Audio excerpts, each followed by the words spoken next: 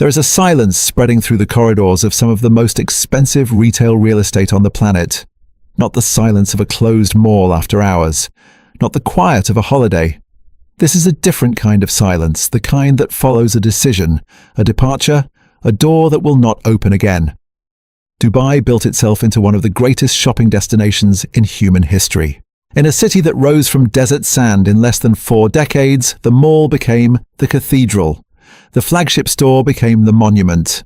The luxury boutique became the proof of arrival, not just for brands, but for a city that wanted the world to take notice. And the world did take notice. Tourists flooded in. Investors flooded in. Rents climbed. Footfall records were broken. The shopping experience in Dubai became something other cities could only study from a distance. But something has changed. Behind the gleaming facades of Dubai Mall and Mall of the Emirates, behind the gold lettering and the marble floors and the perfectly curated window displays, a quiet crisis has been building. Brands are leaving. Franchises are folding. Flagship stores that once anchored entire wings of the world's most visited shopping destinations are shutting their doors, some quietly, some dramatically, and some in the middle of a geopolitical firestorm that shook the foundations of the entire region. The story of what is happening to Dubai's retail sector is not just a story about a few stores closing. It is a story about rent spirals that became impossible to survive. It is a story about a franchise model that expanded too fast, too far, and then buckled under the weight of its own ambition. It is a story about the collision between a physical retail world and a digital economy that has no patience for square footage. And it is a story about geopolitical forces that can, in a single weekend, bring down the shutters on brands worth hundreds of billions of dollars. One of the cases on this list will surprise even those who have been following the Dubai retail story closely. One of them involves not a brand in decline, but a brand that was supposed to represent the future of retail entirely, and still closed anyway. If this kind of deep documentary-style analysis is what you come here for, take a moment right now to subscribe and leave a like. It genuinely helps this channel reach more people who deserve to understand what is really happening in global markets and economies. This is the top 7 major Dubai retail stores closing for good, and the real estate apocalypse behind them. Number 7. West Elm and Pottery Barn, the Williams-Sonoma empire, folds in Dubai. To understand what happened to West Elm and Pottery Barn in Dubai, you first have to understand what these brands represented to an entire generation of middle to upper class residents across the Gulf. These were not discount stores. These were not fast fashion outlets or budget homeware chains. West Elm was the brand that told you something about your taste, your values, your lifestyle. Pottery Barn was the brand you bought from when you wanted your home to feel like a magazine shoot. They were aspirational in the way that only certain American retail brands managed to be, positioned perfectly between accessible luxury and everyday living.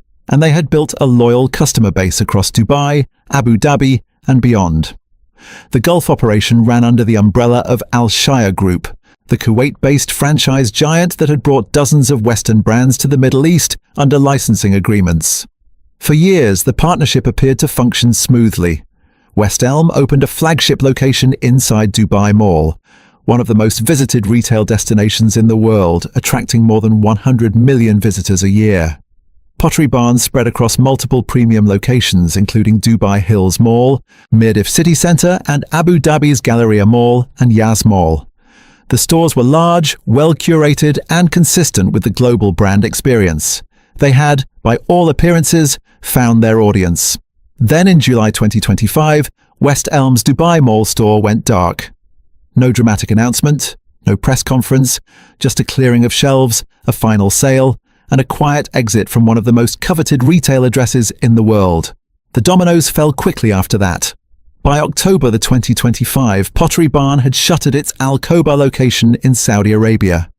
In December 2025, both Pottery Barn and West Elm locations in Dubai Hills Mall closed, triggering clearance discounts of up to 80%. By December 25, 2025, West Elm had closed its remaining doors in Kuwait, Riyadh, Abu Dhabi's Yas Mall, and Al Maria Island, a total regional withdrawal. The causes were never publicly stated in precise terms. Alshaya Group declined to comment. Williams-Sonoma, the American parent company, offered no detailed explanation for the Gulf collapse, but the context is unmistakable.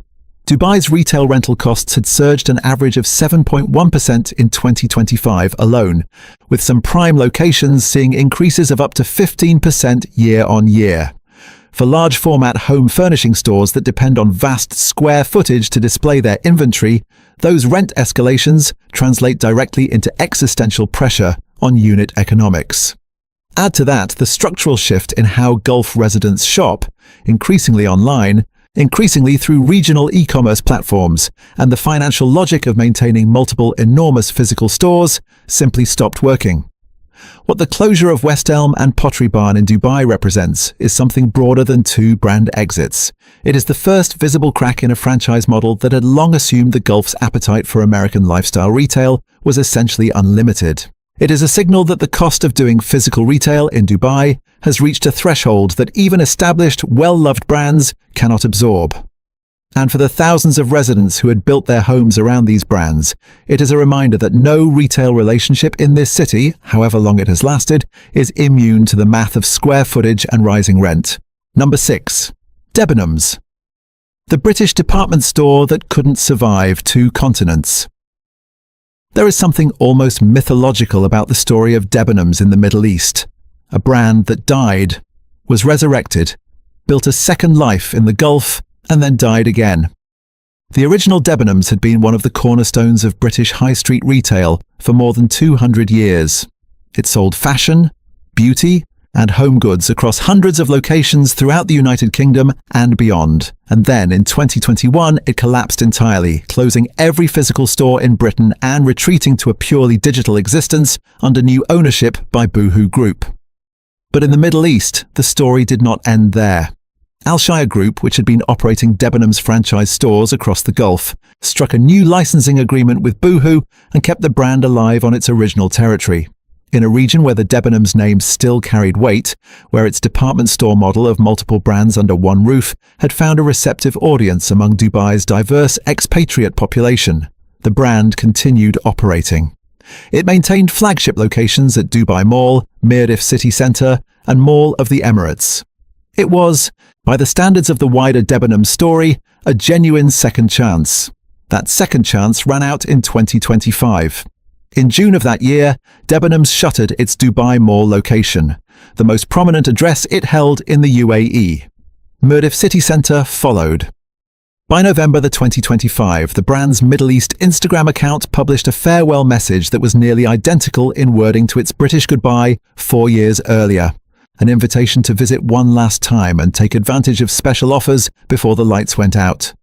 The post was deleted shortly after, as if the brand's management could not quite bear to leave the words up in public.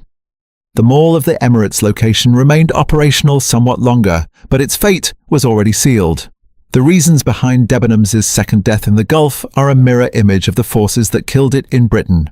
The department store model, built on breadth, built on the idea that one roof could house dozens of different brands and categories, had been overtaken by a retail landscape that rewarded specialization and digital convenience. Consumers who once browsed Debenhams for everything from a cocktail dress to a kitchen appliance now had faster, cheaper, more targeted alternatives at their fingertips. And in Dubai, where the rent per square foot for prime super-regional retail space reached 826 dirhams per square foot in 2025, a 15.1% increase in a single year, the economics of running a massive multi-category department store became unsustainable. What Debenhams represents in the Dubai retail story is the fundamental fragility of borrowed time. Brands that die once do not automatically find permanent refuge elsewhere. The structural forces that destroyed traditional department store retail in Britain, e-commerce disruption, rising costs, and consumer preference shifts, do not stay in Britain.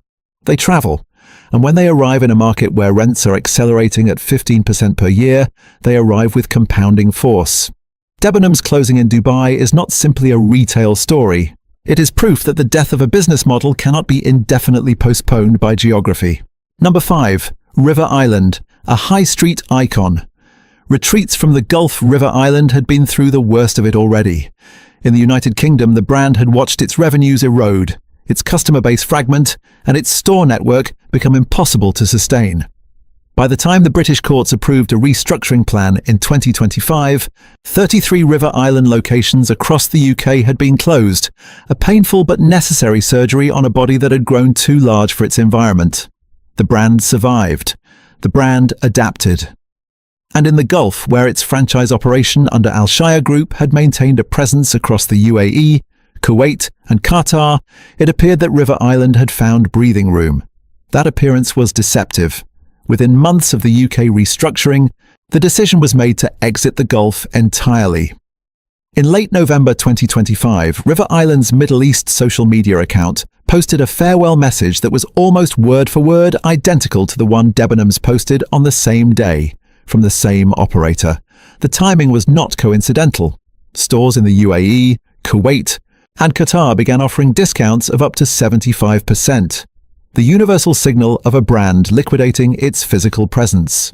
Locations at JBR, Marina Mall, and inside the Debenhams concession at Mall of the Emirates prepared for their final days. The brand that had once prided itself on its going-out looks and affordable fashion was itself going out, permanently. The River Island exit illustrates something critically important about the Gulf franchise model that is often overlooked in retail reporting. When a brand's home market undergoes structural collapse, when it closes dozens of stores and enters court-supervised restructuring, the ripple effects do not stop at national borders. The franchise agreements, the supply chains, the operational confidence of the regional operator, the willingness of brand management to continue licensing a concept that is clearly under pressure, all of these factors shift simultaneously. River Island's Gulf closure was not driven primarily by Gulf-specific failures. It was the international consequence of a British retail implosion. For the workers employed across those stores, a largely expatriate workforce dependent on the retail sector for their livelihoods and visa sponsorship, the closures represented an acute personal crisis. In a city where employment status is directly tied to residency status, the collapse of a retail chain is not merely a commercial event. It is a disruption that can upend lives, force relocations, and compress futures. The high street customer walking in for a sale-price jacket sees the discount. The store associate sorting through the clearance racks is facing something far more serious. River Island's departure from Dubai is the story of a brand caught between two collapsing systems simultaneously. Traditional high street retail in its home market, and the escalating cost, digitally disrupted franchise model in its growth market. When both fronts give way at once, there is nowhere left to stand. Number 4. The Alshaya Group fracture. When one retail empire loses its grip. To look at the closures of West Elm, Pottery Barn, Debenhams and River Island in isolation is to miss the most important structural story hidden behind all of them. Because behind every single one of those exits stands the same company. Kuwait-based Alshaya Group, one of the largest and most powerful retail franchise operators in the Middle East, with a portfolio that at its peak included hundreds of brand partnerships and thousands of store locations across the Gulf, the Levant, and North Africa. Alshaya Group was not a peripheral player in Gulf retail. It was, for decades, the infrastructure through which Western brands entered the region.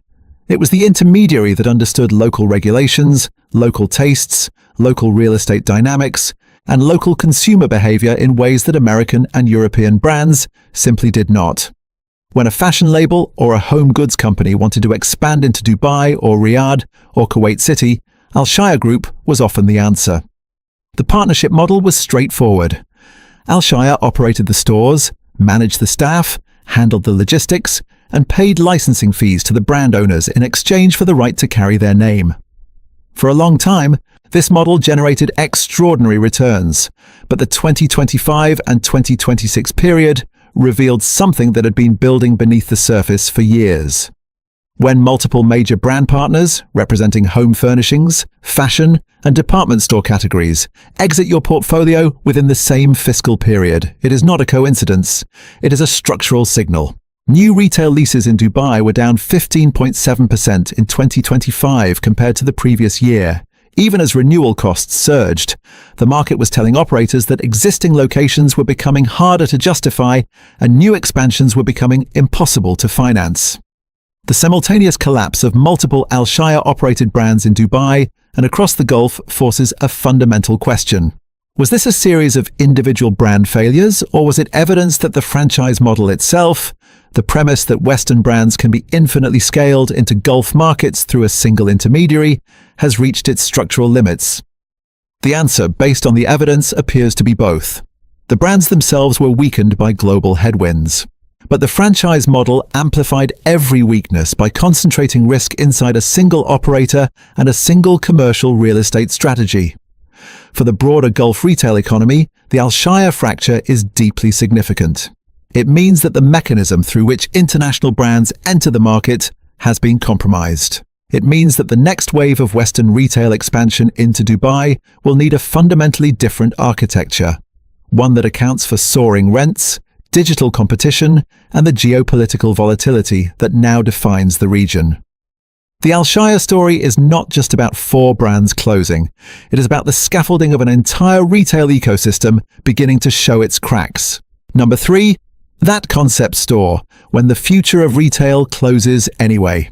If there was a store in Dubai that was supposed to be immune to the forces killing traditional retail, it was that concept store. Not because it was a legacy brand with decades of history, not because it was backed by a global conglomerate with unlimited balance sheet capacity, but because it had done everything right. It had read the future accurately, built for it deliberately, and executed with the kind of precision that retail consultants spend careers advising their clients to achieve. Founded in 2021, that concept store was designed from the ground up as an answer to the central problem of physical retail in the digital age. Why would anyone leave their home to shop in a store when they could shop online? The answer that proposed was experience. Its flagship location at Mall of the Emirates spanned 48,000 square feet across 2 floors and housed more than 150 regional and international brands in a format that felt less like shopping and more like cultural immersion. It was curated. It was immersive. It was precisely the kind of retail destination that analysts and industry experts had pointed to as the model for what brick-and-mortar shopping needed to become in order to survive. It did not survive. In May 2026, that concept store confirmed that it would permanently close its Mall of the Emirates location, ending its physical retail presence entirely. The brand described the move as a strategic transformation rather than a closure, announcing plans to relaunch as a digital lifestyle platform with a stronger luxury focus. The corporate language was careful and forward-looking, but beneath the positioning, the reality was unmistakable. Even a 48,000 square foot monument to the future of retail experience could not generate sufficient revenue to justify its costs in Dubai's commercial real estate environment. The timing of the closure is particularly striking. It came in the shadow of the February 2026 military strikes on UAE territory, events that had chilled consumer confidence, disrupted tourism flows, and added a layer of geopolitical uncertainty to every commercial decision in the region. That concept store did not publicly attribute its closure to the conflict, but analysts were direct.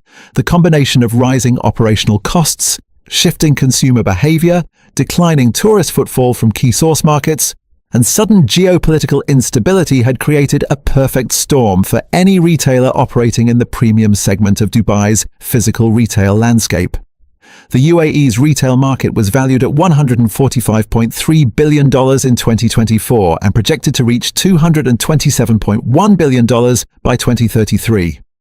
Those numbers describe a market of extraordinary long-term potential. But potential is not the same as present-tense commercial viability. What that concept store's closure reveals is the brutal gap between a market's theoretical ceiling and the operating conditions on the ground today, and it sends a chilling message to every innovative retail concept currently considering a Dubai flagship. The innovation alone is not enough. If the rent math does not work, the concept does not matter. Number 2. Kering, LVMH, and Apple. When luxury itself goes dark in Dubai Mall. On the morning of March 2nd, 2026, something happened in Dubai that had never happened before in the city's modern commercial history. The shutters came down on some of the most valuable retail addresses in the world, not because of a lease dispute, not because of a business decision, not because of a brand repositioning, but because the region around them had become an active conflict zone overnight. The weekend of February 28, 2026 had seen a dramatic escalation of the US-Israeli air campaign against Iran. By the time the working week began, Iranian drones and missiles were being fired at Gulf state targets. The Dubai financial market was ordered closed for 2 days. When it reopened, the general index fell 4.7% in a single session. The real estate index crashed 21% in the 2 weeks that followed, and inside Dubai Mall, the 1.1 million square metre colossus at the foot of the Burj Khalifa, with more than 1,200 stores and annual sales running into the billions. The lights began going out. Kering, the French luxury conglomerate that owns Gucci, Saint Laurent, Bottega Veneta and Balenciaga, confirmed that it had temporarily closed its stores across the UAE, Kuwait, Bahrain, and Qatar, and had suspended all business travel to the Middle East. Apple shut down all 5 of its UAE retail locations, including its flagship stores at Dubai Mall and Mall of the Emirates, until further notice. Notices on the doors read simply, "Closed until further notice." LVMH, which owns Louis Vuitton, Dior, and Tiffany & Co. Tzatz, among others, shuttered multiple regional locations. Alshaya Group, operating approximately 900 stores for brands including Versace, Jimmy Choo, and Sephora across the region, confirmed closures in Bahrain while running skeleton crews in the UAE on a voluntary attendance basis. The financial markets registered the shock immediately. Shares in LVMH, Hermes, and Richemont fell between 4% and 6.5% in a single Monday session as investors calculated the potential damage to a market that accounted for between 5% and 10% of global luxury spending. Bain & Company had described the Middle East as luxury's brightest performer heading into 2026. The region had been forecast to see 4 to 6% growth driven by Dubai and Abu Dhabi tourism and steady demand from Gulf nationals. That forecast now sat beneath a cloud of geopolitical uncertainty with no visible timeline for resolution. It is important to distinguish between the temporary closures of March 2026 and the permanent closures that define other entries on this list. Kering reopened its stores. Apple reopened its stores, but the event itself, the spectacle of Gucci, Louis Vuitton, and Apple going dark in the most ambitious shopping city on earth, carried a symbolic weight that transcended the immediate operational disruption. It revealed with shocking clarity how completely Dubai's retail economy depends on geopolitical stability that it cannot control. A city that markets itself as a safe harbor for global capital discovered in a single weekend that the neighborhood still matters. Goldman Sachs reported transaction values in Dubai's property market collapsed 51% month-on-month in the first half of March. The luxury retail engine that was supposed to define Dubai's commercial future had, in the space of 48 hours, demonstrated its fundamental fragility. Number 1, Dubai's real estate apocalypse, the structural reckoning behind every closed door. Every store that has closed in Dubai, every farewell Instagram post, every clearance sale, every shuttered flagship is a symptom. The disease is structural, and it has been developing for years beneath the surface of a real estate market that posted record after record without ever stopping to ask whether those records were sustainable. Consider the numbers that defined Dubai's commercial real estate in 2025. Total commercial property transactions reached $37 billion, the highest level ever recorded. Average retail unit prices across transacted properties sat at 2,252 dirhams per square foot. Prime super-regional retail rents surged 15.1% in a single year, reaching 826 dirhams per square foot. Office rents across prime, grade A and grade B categories rose between 16% and 22.9%. Meanwhile, new retail leases fell 15.7%. A staggering disconnect that tells the real story. The market was becoming so expensive that tenants were not entering it anymore. Those who were already inside held on. Everyone else stepped back and reconsidered. The supply picture compounds the crisis. 210,000 new residential units were expected to come to market in 2026 alone, the largest wave of new supply the city had ever faced. Off-plan property sales, which had surged more than 830% over 5 years, rising from 79 transactions in 2021 to nearly 740 in 2025, created a speculative ecosystem that inflated valuations far beyond what operating businesses, including retailers, could practically support. When you build a commercial real estate market on the premise of perpetual growth, the moment growth decelerates, the entire structure reveals itself to have been constructed on assumptions rather than fundamentals. Fitch Ratings had flagged the coming correction as early as May 2025, forecasting a price adjustment of up to 15% in the Dubai market. UBS, in September 2025, estimated that Dubai had the fifth highest bubble risk of 21 major cities globally, behind Zurich and Los Angeles. Then came February 28, 2026, and the geopolitical shock that compressed years of potential correction into weeks. The DFM Real Estate Index fell approximately 21%, from roughly 16,700 points to 13,353 in just 2 weeks. Goldman Sachs reported that transaction values collapsed 51% month-on-month in the first half of March 2026 alone. And yet even within this crisis, a critical divide is visible. Completed homes in prime locations held relatively firm. Branded residences and areas with limited supply showed resilience. It is the secondary and mid-market segments, the broad commercial real estate tier, where most retail tenants actually live, that face the sharpest correction risk, estimated at between 10% and 15% for off-plan projects and peripheral locations. The retail tenants who occupied mid-tier spaces in malls that were not Dubai Mall or Mall of the Emirates found themselves in the most exposed position, paying rents indexed to a boom-era market in locations where footfall had softened, with consumer confidence rattled by geopolitical uncertainty and landlords unwilling to renegotiate. 87% of Dubai property purchases in 2025 were cash transactions, a figure that dramatically reduces the forced liquidation risk that made the 2008 crash so catastrophic. UAE bank real estate lending had fallen to 14% of gross loans by the end of 2024, down from 20% at the end of 2021, according to Fitch. The regulatory architecture, RERA oversight, OCUD registration, bank-held escrow accounts, is meaningfully stronger than it was during the previous crisis. An S&P Global Ratings analysis in early 2026 acknowledged that a repeat of 2008 was unlikely, while simultaneously noting that a meaningful correction was entirely possible if the regional conflict persisted. For Dubai's retail sector specifically, the path forward is profoundly uncertain. The city's retail market was valued at $145.3 billion in 2024, projected to reach $227.1 billion by 2033. But the structural forces now in play, rent escalation that has made physical retail economically irrational for many operators, a franchise model that has cracked under simultaneous global and regional pressure, a geopolitical environment that can close every luxury store in the city overnight, and a consumer base that is increasingly choosing digital channels over physical ones, do not resolve simply because the long-term projections remain attractive. What the 7 closures on this list represent, taken together, is a complete picture of a market at a crossroads. Dubai built the most ambitious retail economy in history.